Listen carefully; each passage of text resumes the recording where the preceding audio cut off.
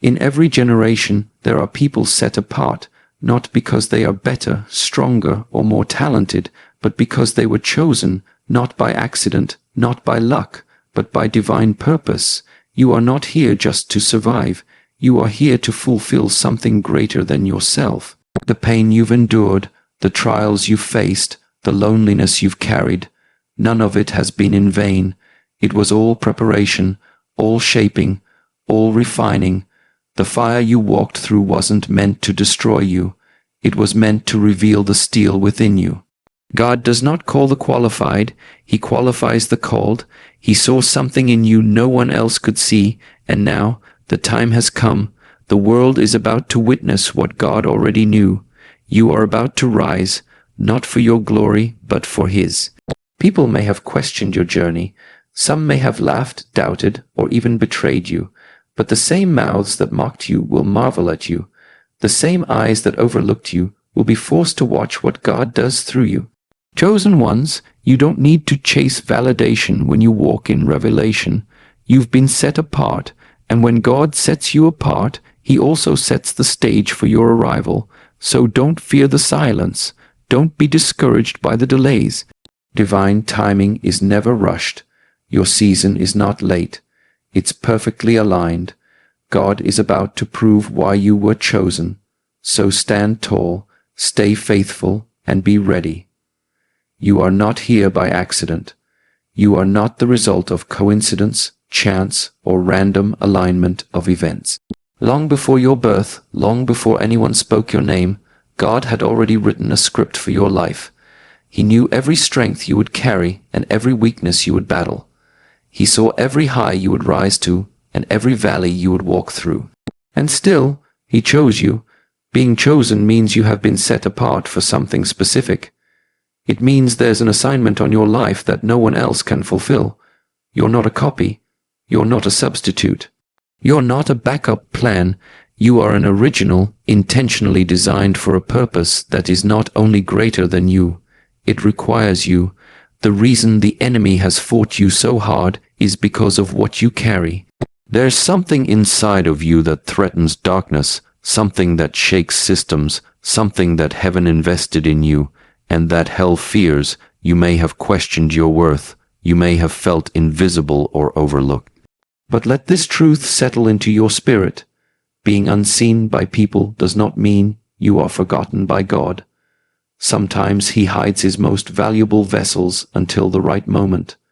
Sometimes you are kept in obscurity, not as punishment, but as preparation. And when that moment comes, when He reveals you, everything that felt confusing in your past will suddenly make sense. Every setback was strategic. Every failure had function. Every delay was divine. You were being formed, not forgotten. You were being crafted, not cast aside. You were being chosen, and that choosing came with weight. It came with responsibility. It came with trials, but it also came with power. Being chosen doesn't mean your life will be easy. It means it will be significant. It means your steps are ordered. It means you're being led, shaped, guided, even when you don't feel it. And as you grow into your calling, you'll begin to see that the things you once thought disqualified you were actually the very reasons you were chosen. The broken pieces, the silent tears, the sleepless nights, they were all chapters in your choosing. To be chosen is to carry something sacred. It means you don't chase purpose. It chases you. You don't need to manufacture identity. It was already written. Before the foundation of the world, your purpose was declared. The question is not if you're chosen, it's if you're ready to embrace it, because once you do, everything in your life begins to shift. You stop shrinking. You stop doubting. You stop apologizing for who you are. You begin to walk like you're chosen, think like you're chosen, lead like you're chosen, because you are. Pain is often misunderstood. We see it as something to avoid, something to fear, something to resent. But when you are chosen, pain takes on a different meaning. It becomes a tool, a teacher, a test. It is not punishment. It is preparation. It is not meant to break you down, but to build you up into the person who can carry the weight of the calling on your life. The greater the calling, the greater the preparation required, and preparation doesn't happen in comfort. It happens in challenge. It happens in those quiet seasons when nothing seems to make sense.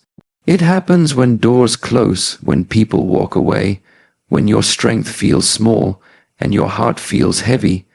Those are the moments where the chosen are forged, not in applause but in adversity, not in spotlight but in solitude.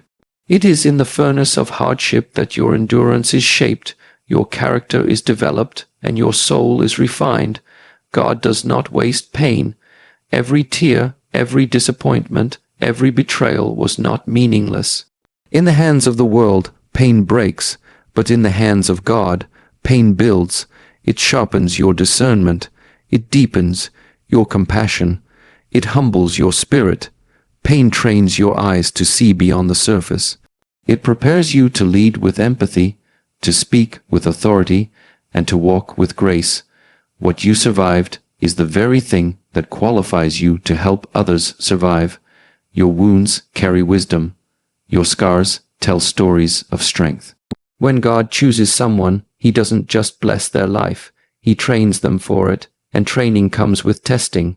Some of the battles you faced weren't punishment for doing something wrong. They were preparation for what's coming right. They weren't indicators that you were off course. They were evidence that you were on it. The resistance you felt wasn't rejection. It was refinement. Think of a seed. Before it grows, it's buried. Before it blossoms, it breaks open. It sits in darkness. It's surrounded by pressure. But what feels like confinement is actually the beginning of transformation. The seed isn't dying. It's developing, and so were you. That job you lost, that friend who betrayed you, that dream that felt delay, each of those painful moments were soil for your purpose. They didn't end your story. They began your becoming. Chosen ones often face more intense trials because their impact will be more significant. You're not going through it for nothing.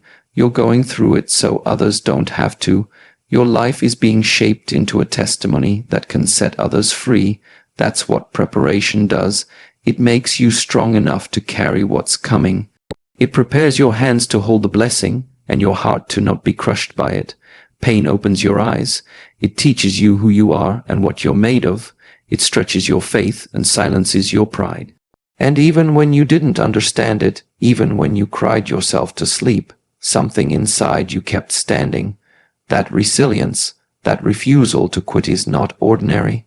It is the evidence of someone being prepared for something extraordinary. When God chooses someone, it almost never aligns with what people expect. His criteria are not based on what the world sees: status, wealth, appearance, influence, or accolades. Divine selection is not filtered through human logic. It's filtered through divine wisdom, and that wisdom sees beyond resumes, reputations, and records. It sees the heart. It sees potential hidden beneath pain. It sees obedience that others overlook. And that's why when God selects someone, it often confuses the crowd. From the outside, people may not understand why you were chosen. You may not look like the most qualified. You may not have the most experience. You may not fit the mold that society expects a leader, a healer, or a visionary to fit. But God never needed a mold. He creates originals. When He selects, He disrupts expectation. He picks the unqualified to show His power.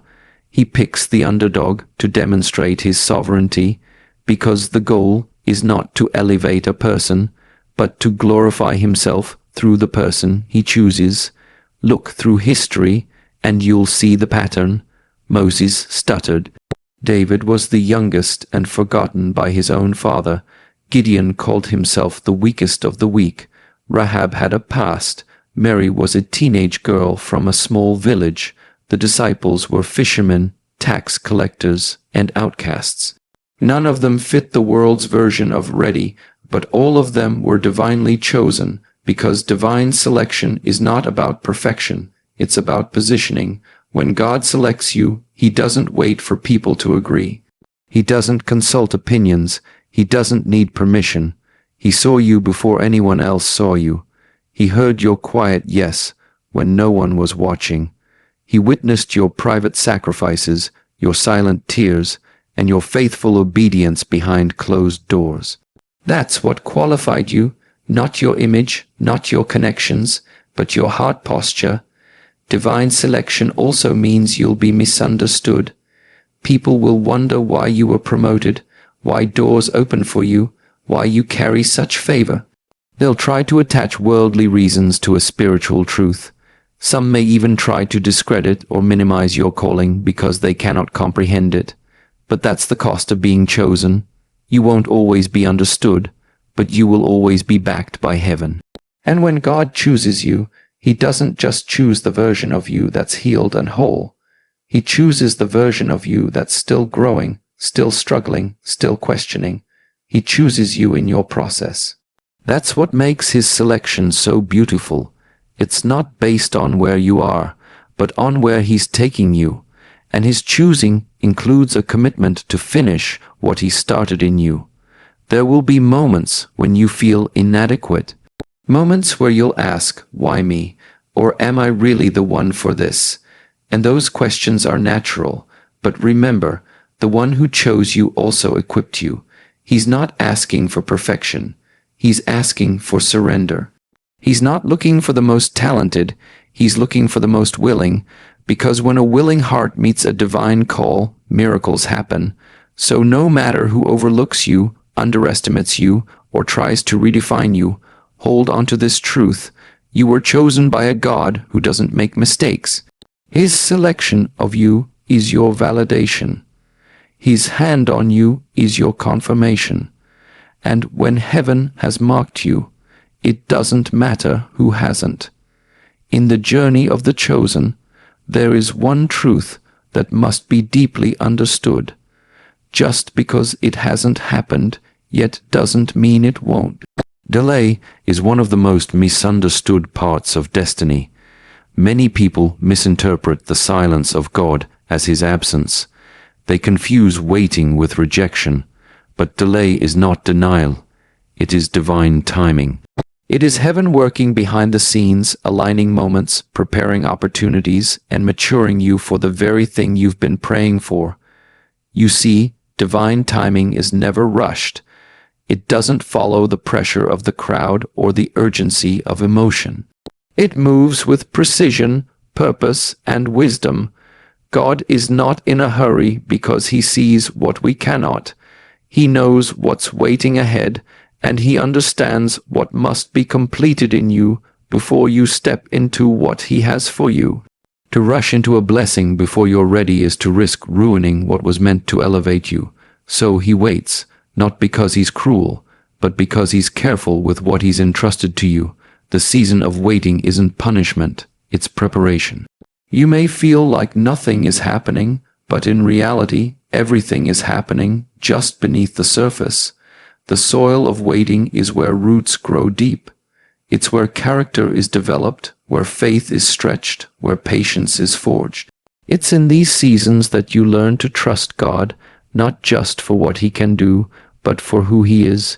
You stop relying on signs and start walking in faith. You stop chasing outcomes and start embracing obedience.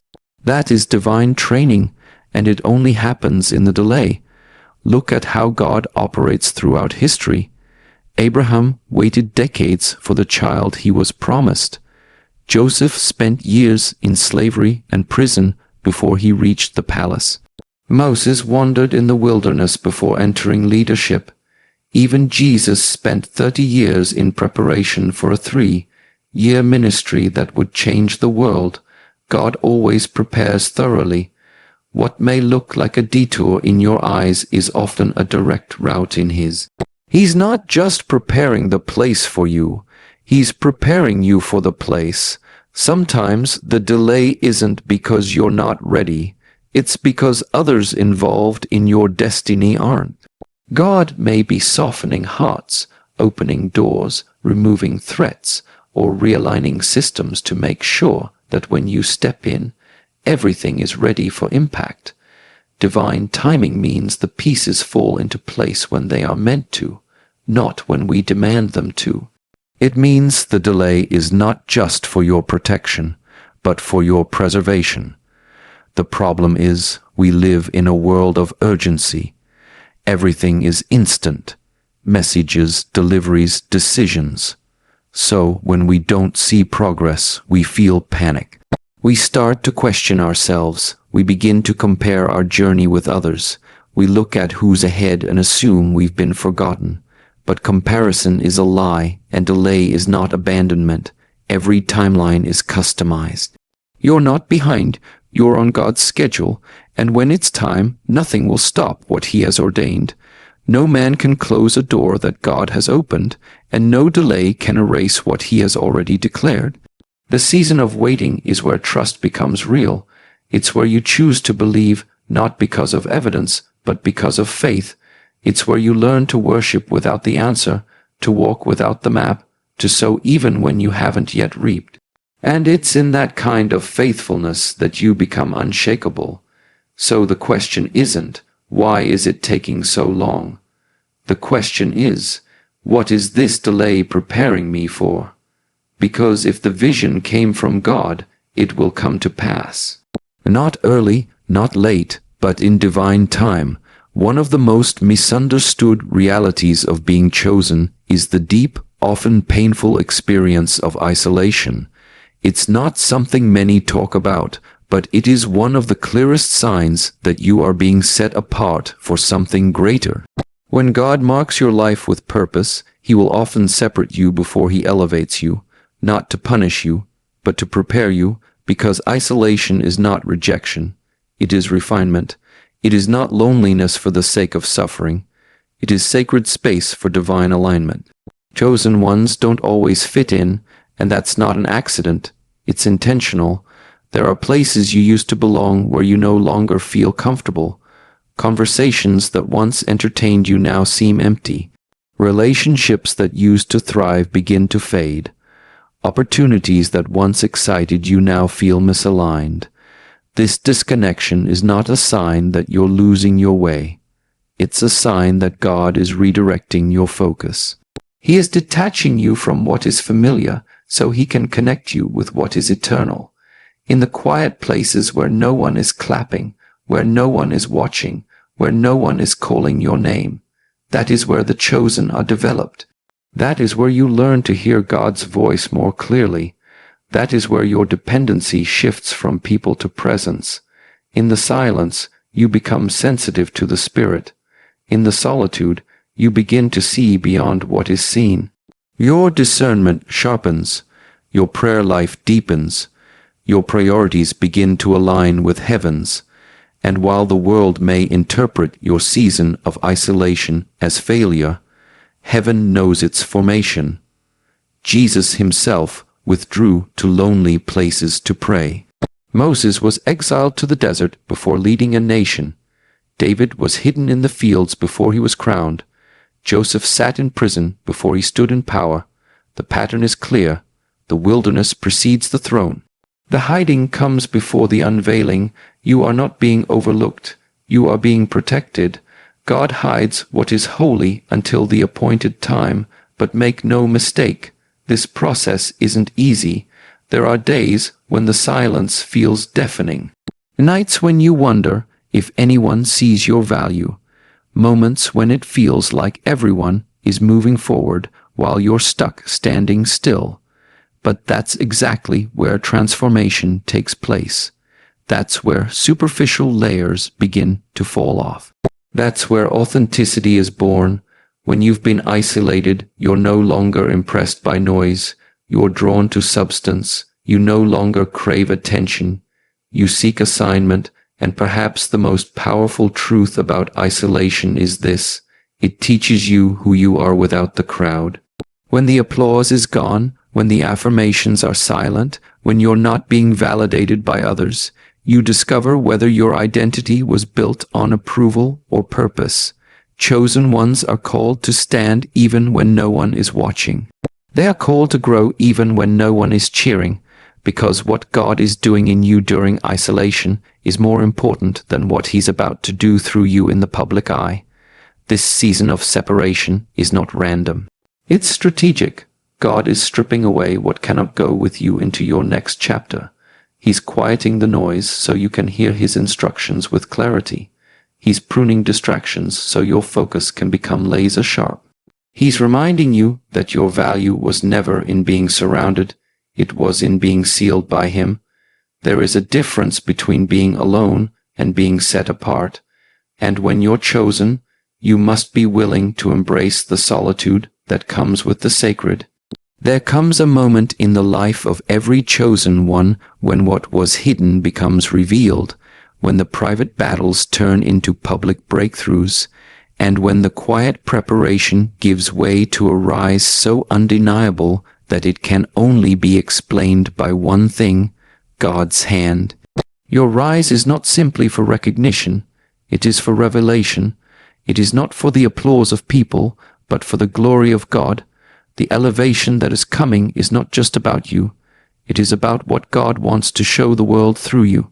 When the chosen rise, it's different. It's not manufactured by strategy, politics, or performance. It's orchestrated by heaven. It doesn't follow a human timeline or formula. The rise of the chosen one is marked by grace, carried by favor, and powered by the Spirit. It's the kind of elevation that causes people to stop and say, "That had to be God," because nothing else explains it, not your background, not your resume, not your resources. It's the kind of story that defies natural understanding and gives supernatural evidence. Many people will witness your rise, but they won't know the price you paid in private. They won't see the sleepless nights, the silent tears, the internal warfare, or the seasons of complete surrender. They won't understand how many times you almost quit, or how close you came to walking away. They'll only see the glow, not the grind, but that's how God works. He allows your process to stay private, so your promotion can be public. Because when the moment of unveiling comes, it's not just about putting you on a platform. It's about displaying His power through your life. This kind of rise isn't small or subtle. It's transformational. It impacts people. It shifts atmospheres. It brings healing, clarity, and change. Your life becomes a mirror, reflecting the one who carried you through every valley. Your story becomes a testimony, pointing others not to your strength, but to God's faithfulness. When you rise, it's not just for your benefit. It becomes a beacon for others who are still in their process. It tells them, if God did it for me, He can do it for you. God is strategic about timing, because when He lifts you up, it's not just to fulfill your dreams, it's to fulfill His agenda. And that agenda is always about impact. Your rise is tied to souls, to transformation, to breakthrough in others. Your victory becomes a key that unlocks faith in someone else. Your breakthrough becomes a bridge for others to cross into hope. That's why your rise had to come after the breaking, because now you carry more than talent. You carry truth, you carry anointing, and make no mistake. This rise will not make sense to everyone. There will be people who question it, people who try to reduce it, dissect it, or deny it, but they won't be able to stop it, because it wasn't given to you by man, so it can't be taken away by man. This is not elevation by popularity, it's elevation by purpose. The very ones who doubted you will be forced to watch. The very mouths that questioned you will have no choice but to acknowledge that something divine is at work. Your rise is not about proving people wrong. It's about proving God right. It's about confirming the word He spoke over your life long before anyone else believed it. It's about showing that His promises never return void, that His plans always come to pass. And when He decides to lift someone, there's no force in hell or earth that can keep them down. You are the evidence, the living, breathing proof that God still chooses, still speaks, still moves. That's what makes your rise so powerful. It's not just success, it's a sign. It's not just about favor, it's about fulfillment. You were hidden for a reason, shaped for a season, and now You're being positioned for purpose. When you are chosen, it's not your talent, your looks, your charisma, or even your intelligence that becomes your greatest weapon. It's your faithfulness. The ability to remain steady, committed, and grounded when everything around you feels unstable is what separates the called from the chosen. Because chosen ones aren't made in moments of success. They're revealed in seasons of faithful obedience. Faithfulness is what carries you through when motivation fades. It's what keeps you walking when the path grows dim and the promise feels distant. It's easy to be faithful when everything is working, when the doors are opening, when the results are immediate. But what about when nothing changes? What about when you pray and it stays silent? What about when you're sowing and not reaping? That is the battleground of the chosen, and faithfulness is the only weapon that wins there. God looks for the ones who can be trusted when no one is watching, who show up not for applause, but from assignment, who remain obedient not because it's easy, but because it's right. Faithfulness isn't glamorous. It doesn't always feel rewarding. In fact, it's often quiet, hidden, and overlooked. But in the eyes of heaven, faithfulness is everything, because it proves that your loyalty is to the caller, not just to the calling. You don't need to be the most gifted. You don't have to have the loudest voice or the biggest platform.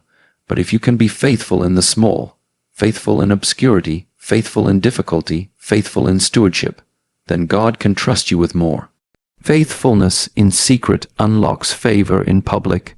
It is the daily yes when no one notices, the consistent prayer life when you feel dry, the excellence in your work even when you think it doesn't matter. These are the bricks that build the foundation of divine greatness. Many people want to rise fast. They want to be seen, celebrated, elevated, but the chosen understand true elevation comes from God, and it is sustained only by faithfulness. Because what you compromise to get, you will eventually lose, but what you remain faithful for even when it's hard, God Himself will establish, and when He does, it will be unshakable. Faithfulness is a posture. It's the decision to trust when the outcome is uncertain. It's the act of staying committed when your emotions are unstable. It's the daily discipline of walking forward with no guarantee of when the breakthrough will come, but full confidence in who is leading you. Chosen ones don't live by feelings, they live by faith. They understand that storms may come, but their obedience must remain, that people may change, but their devotion must stand firm, because their faithfulness isn't based on comfort, it's rooted in covenant. And this is where the strength of the chosen is built, not in grand achievements, but in ordinary faithfulness, in waking up one more day and doing what God told you to do, in staying committed to the process, even when the process feels heavy, in not giving up even when every part of you wants to quit. That kind of faithfulness shakes the heavens.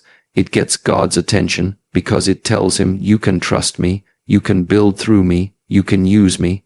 When you are faithful in the fire, you come out forged in purpose. When you are faithful in the wilderness, you emerge ready for the promise. And when you are faithful in the shadows, God Himself will make sure you shine in the light, not for your glory, but as a reflection of His.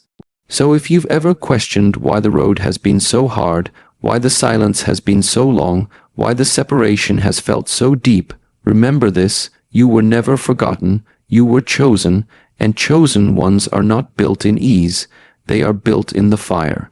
Molded in isolation, refined in waiting, strengthened through faithfulness. Everything you've endured has been preparing you for a moment, a divine unveiling, where God proves not just to others, but to you, why He placed His hand on your life. You are called for such a time as this, not to fit in, but to stand out, not to blend, but to build, not to be liked, but to be used. This is your season of becoming. The pain was not in vain. The delay was not denial. And the breaking wasn't the end. It was the beginning of your rising. Now the world is about to witness what heaven has already declared. You are chosen, and now God is about to prove why.